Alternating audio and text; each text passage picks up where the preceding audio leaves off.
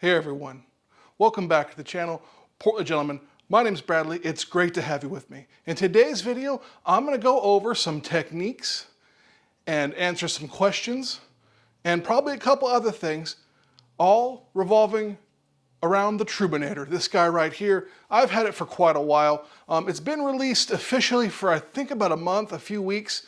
I've been lagging on the video because of that beautiful F100 it's pretty much captivated me, as it should have captivated you. Well, not should have. It could have. I love it. But anyways, guys, this is mine. It is a very early production unit. I've had my hands on this thing for a lot longer than I deserve, quite frankly. Thank you to everyone for watching, for making that possible. I really appreciate it and couldn't do it without your continued support. It means an absolute ton to me. If you'd like to learn even more about homebrewing and homebrewing equipment, I would really appreciate it if you would subscribe and brew along with me. Research it, mash it, boil it, ferment it, drink it, analyze it, share it. Homebrewing is good. All right, so before we get into it, this is a tool. Just like any tool, you have to learn how to use it. For me, it's all about enjoying the hobby. The more goofy stuff I can get to play with and master, the more fun I have. So in this video, I'm gonna hopefully give you guys some tips how to use this thing for the first time or maybe use it better. I'm sure there's some stuff I haven't thought of yet or experienced, so please comment below with that. First off, let's talk about the Trubinator's construction. It is stainless steel that is quite robust and rigid. It's got a black silicone bottom here that comes off for cleaning and disassembly. Other ones on the market, the one I'm most familiar with is the Trub Trapper. That one was not cleanable. You could clean it, but you couldn't disassemble it to get it perfectly clean.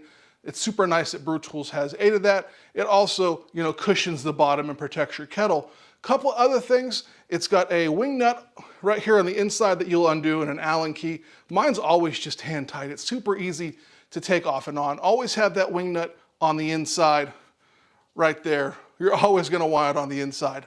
That's just gonna make your life so much easier. Trust me, it'll get hung up and it'll work, but it's not advised. So disassembly and cleaning is super simple. You just simply undo the wing nut and take this guy apart. Having said that, I never do it. I literally just take off the silicone, pull that right off, and then I'll just take and spray it down on my sink and call it good, or I'll just put it in the bottom of my kettle while I'm CIPing and let it soak. I really don't see the need to take it apart too often, but you can. You can also buy all these parts separately in case you should need to. Although for me, having used this for about 11 brews so far, it doesn't seem to be wearing at all. Not to say that it won't, but I've not seen any evidence of wear at this point. They also sell these in 3 sizes. The smallest one is for the B40, the medium sized one is for the B80, and the biggest one is for the 150. My other video here linked above, that goes over the exact sizes and dimensions. This will definitely fit any other kettle on the market. I guarantee they have one that's gonna fit for you. Just depends if you have an element in the way or what's going on in your brewery setup. When to install this in your kettle, how should you put it in here, what should you do? I personally, guys, as soon as I am done sparging, I'm coming up to the boil, I will drop it in just so I don't forget. It's been a few times, it's like, man, I'm already cooled down. This thing is a little big to put in a bucket of sanitizer. So what do?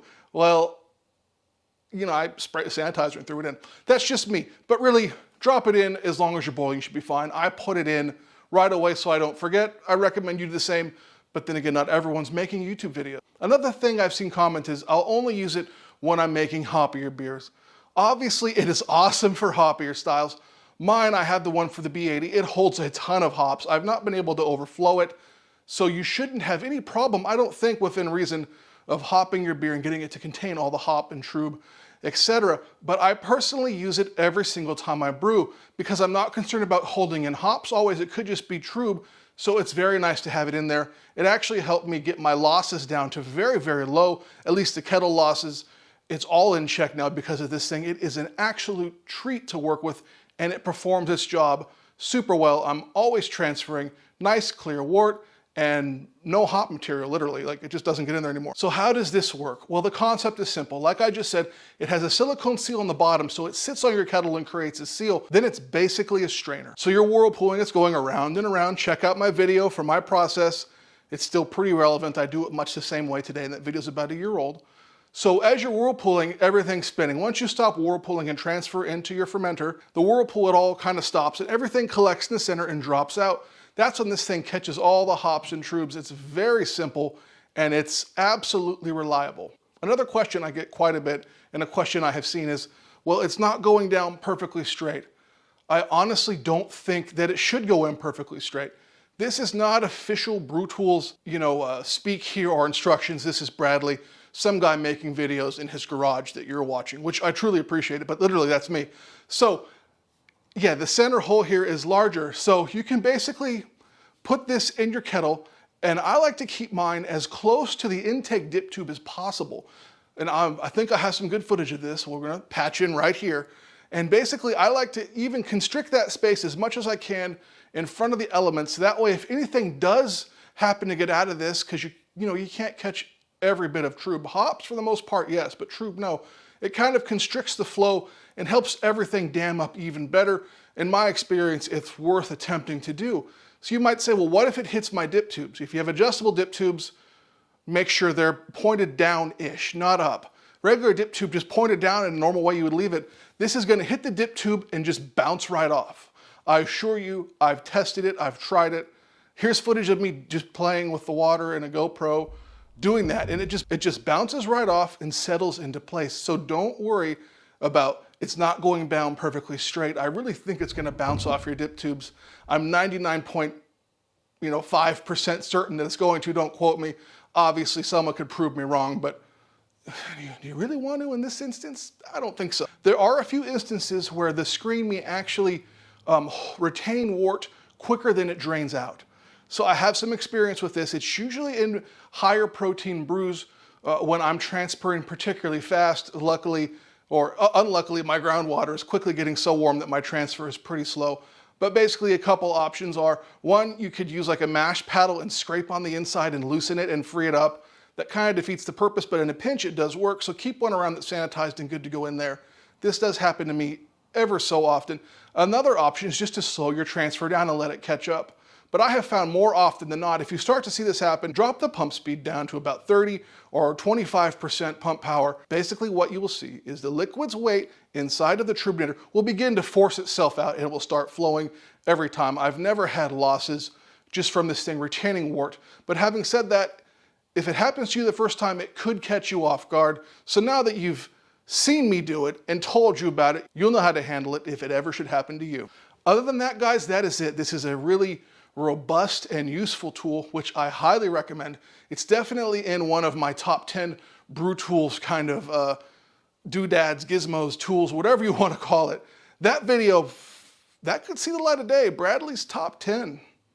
Any guesses what they would be? All right, there it is. Real quick and sleazy. Well, definitely sleazy. All right, everyone, I have a lot of exciting BrewTools content on the way, a lot of exciting other people's content as well. So if you're not all about the BrewTools life, I got you covered, I assure you. But stick around for more. Remember, this has been Bradley. Home brewing is good, and I'll see you real soon. Multi-camera sync up. Yeah. Shit's bubbling over there. It's bubbling. Bubbly, bubbly, bubbly F100. Where the fuck is my note? Note.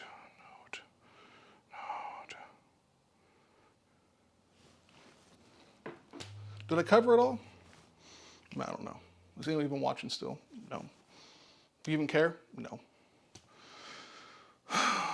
Struggle is real.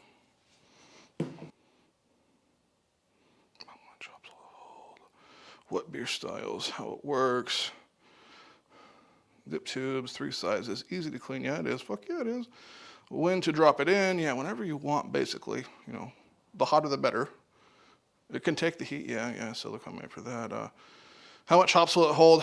Good amount. Use cases when you may hold some extra work. Yeah, we just did that. Yep, that's it. Thanks, guys.